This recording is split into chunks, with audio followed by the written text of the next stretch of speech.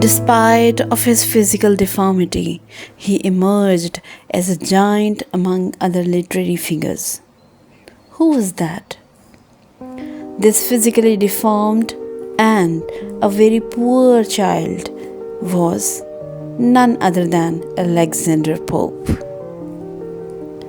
Hello and Assalamu alaikum. Welcome back to my channel, and I am Mehreen.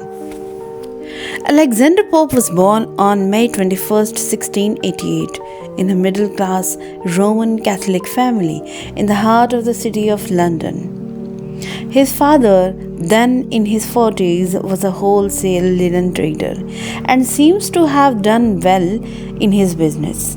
When Pope was just 12 years old, his father retired from business and the whole family moved to Binfield to Windsor Forest. It was at this age that Pope contracted tuberculosis of the bones, which not only affected his normal growth but also because of curvature of the spine. Means he had a hunch in his back, which made him ugly. As a result of his maladies, his physical problems, Pope became an invalid for the whole of his life. Height remained dwarfish, barely 4 feet and 6 inches. He had to depend upon others for such minor activities as dressing and undressing. His constitution became so frail that any travel on the bumpy roads of 18th century England was real torment for him. And he could not enjoy a normal love life and had to remain a bachelor all his life. As if his physical maladies were not enough, Pope was further handicapped because of his birth in a Roman Catholic family and his adherence to the faith of his parents. Though the year 1688, the year in which he was born, ushered in the glorious revolution in England and the period of parliamentary democracy, it also introduced a period of religious persecution for the Roman Catholics. By a series of laws, the government deprived Roman Catholics of even ordinary rights available to other citizens. They could not live or own property within 10 miles of London. Their children could not attend either of the two famous universities, Cambridge and Oxford, nor could they be taught by Roman Catholics priests. Not only that, they had to forfeit 2/3 of their estates, and they could not occupy any office or position of profit under the crown.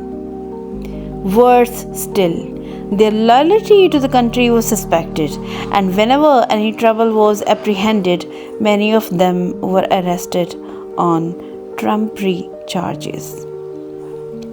This was probably the main reason why Pope's father had decided to leave London and settle in the countryside. Both his personal handicaps and the restrictions on the entry of Roman Catholics into good institutions made formal education out of question for Pope.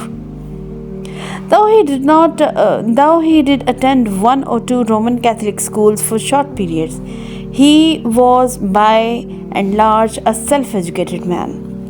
His incapacity for physical activity and his sharp, precocious intelligence made him an avid reader from his childhood. He learnt several languages and familiarized himself with the works of Homer, Virgil, Chaucer, Shakespeare, Spenser, and Milton. Not only did he read these writers with great interest, but even produced imitations of their verse and style. This, of course, also explains why he started writing at an early age.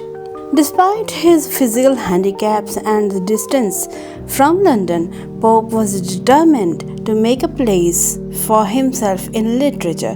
By the age of 17, he had adjusted himself to his lifelong invalidity As soon as he felt better, he made several trips to London and became friendly with several men of letters. He made acquaintances with William Walsh, Congreve, and Garth. It was with the help of these literary figures that his work began to be printed as early as 1709, when he was barely 21. Not only men of letters but also eminent men of the nobility were among Pope's friends and acquaintances. Even before he was 20, Pope had found a patron in Sir William Trumbull, who, after his career in politics and diplomacy, was leading a quiet, retired life near Binfield. Pope's circle of enemies was, however, as strong and large as his circle of friends.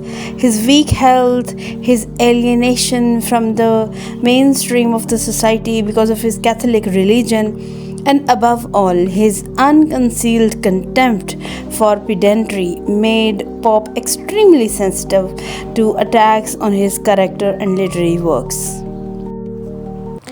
By his 50th birthday, Pope had established himself as the most formidable literary figure of his time. Whether one admired him or criticized him, he was a subject of critical discussion. His income from the translations of Homer's Iliad and Odyssey, £10,000, had provided a financial security for the whole of his life, and he could now lead a quiet, retired life at his grotto in Twickenham Garden.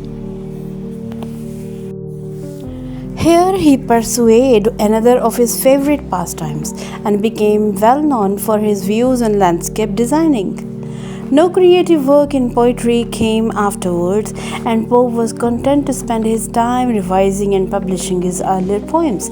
His health had started declining, and finally, at the age of 56, he died of asthmatic dropsy on 30th May 1744. A serious critical evaluation of his work had begun during these last years of Pope's life.